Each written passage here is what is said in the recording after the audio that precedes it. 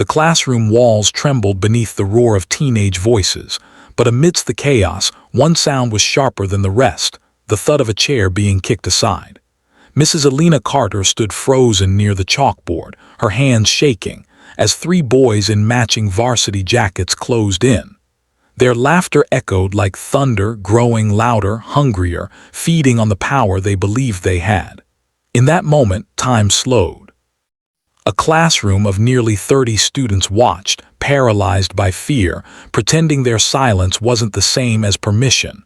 No one moved, no one breathed, because for the first time the bullies were not picking on a student.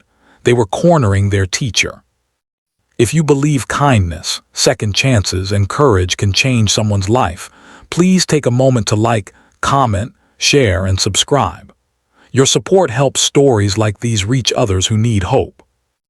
Mrs. Carter was only 26, new to the school and new to the unspoken rule, never challenged the kings of the hallway. The one in front, Tyler Briggs, had a reputation that hovered over the school like a dark cloud. Behind his practiced smirk was a history of getting away with everything. The principal avoided him, teachers tolerated him, and students feared him. Tyler held a baseball bat he had snatched from athletics practice, tapping it against his palm like a warning. His two friends, Chase and Brent, had dragged desks aside to block the exit, making sure no one slipped out to get help. Mrs. Carter swallowed hard. She could feel her heartbeat in her throat, loud and desperate. She tried to steady her breathing, forcing her thoughts to move past her growing fear. She had chosen this profession to help kids, to guide them, to be the adult she needed when she was young. But today, she felt terrifyingly small. The situation escalated quickly when she confiscated a vape from Chase earlier that morning. She didn't yell, didn't embarrass him. She simply asked him to stay after class so she could talk to him about the dangers. But he didn't want guidance, he wanted revenge. Mrs. Carter's voice trembled as she attempted to reason with them, but her words dissolved into the thick air of tension. The classroom was silent. Even the students who normally whispered and laughed during lectures watched with wide, anxious eyes. No one dared to move. Some tried to record on their phones but were too afraid Tyler would see. In the far corner sat a boy named Noah Winters. He was quiet, invisible by choice. Noah had transferred only 3 months ago and had learned quickly that blending in was safer. He knew what being a target felt like. He'd spent years being shoved into lockers and mocked at his old school. Coming here was supposed to be a fresh start, but some scars follow you everywhere. The sight of Mrs. Carter with her back against the board, trying to stay calm as Tyler waved a bat near her shoulder, hit Noah like a punch to the gut. Bullies always thrived when good people stayed silent. That was how they won. Tyler moved closer, taunting her, swinging the bat a little higher like he enjoyed the fear in her eyes. Chase and Brent fed off his energy, jabbing insults, laughing when Mrs. Carter flinched. The classroom reeked of terror and adrenaline. Mrs. Carter's breath caught as the end of the bat touched her shoulder. She could feel the cold metal, not enough to hurt, but enough to tell her that the next movement might not be a bluff. Something inside Noah cracked. He remembered being shoved into the mud on picture day, hearing laughter as he cried. He remembered the sting of silence when no one helped. He remembered wishing, just once, that someone would stand up for him. Now someone needed him. Noah stood slowly, his chair scraping against the floor. Every pair of eyes swung toward him. His legs trembled, but he didn't sit back down. He walked to the front of the room, feeling his heart pound like it was trying to escape his chest. Tyler noticed movement and turned. His smirk deepened. But Noah didn't raise his voice. He didn't yell, he didn't threaten. He simply walked toward Mrs. Carter and placed himself in front of her. Not beside her. In front of her. The classroom gasped. He felt the weight of silence, the kind that stretches, thick and suffocating. Noah wasn't tall. He wasn't strong. He didn't have friends or confidence or popularity, but he had conviction in his eyes, a quiet strength born from years of enduring pain. He didn't move like a hero.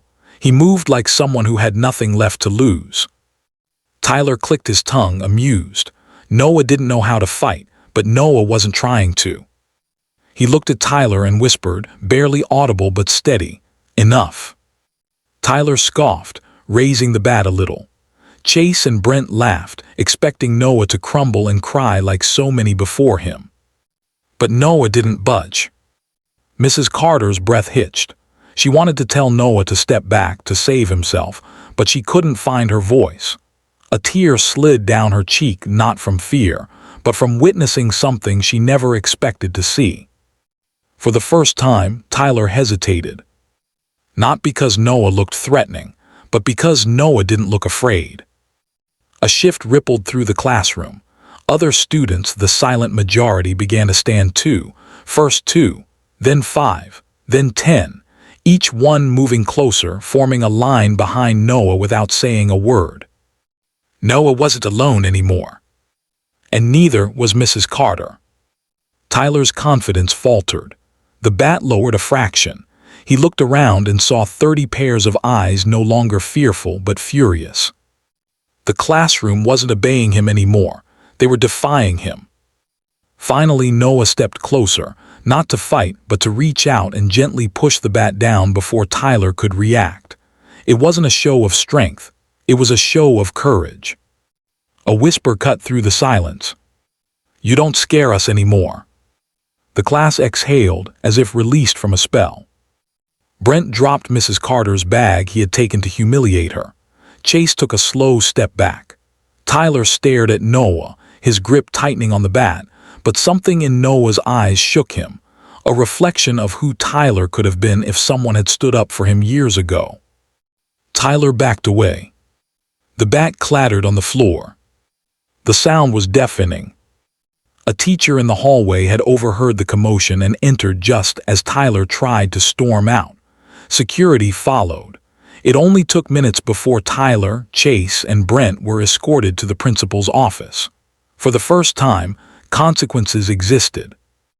Mrs. Carter collapsed into her chair, her hands covering her face. She wasn't crying out of fear anymore.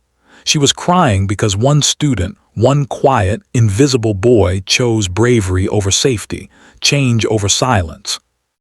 After the incident, the school knew what happened. Rumors spread, versions exaggerated. But one truth remained untouched. Noah Winters stood up when no one else did.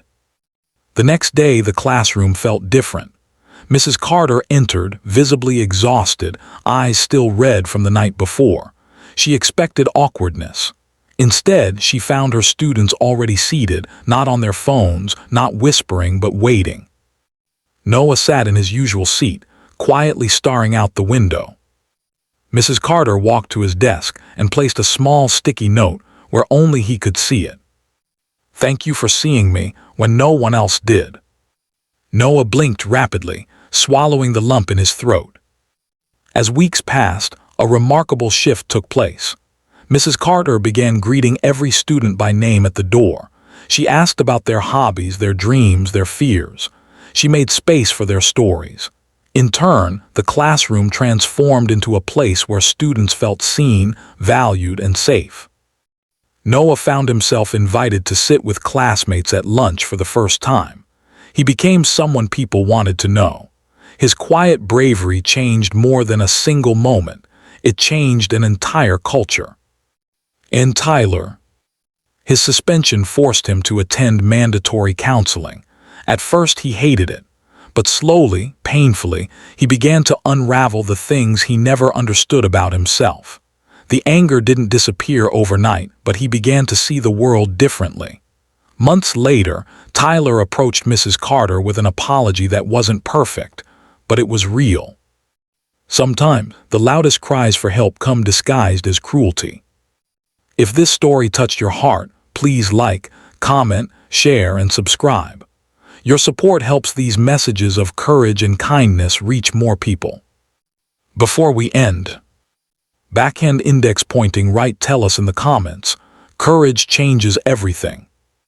Your words might inspire someone who desperately needs it today.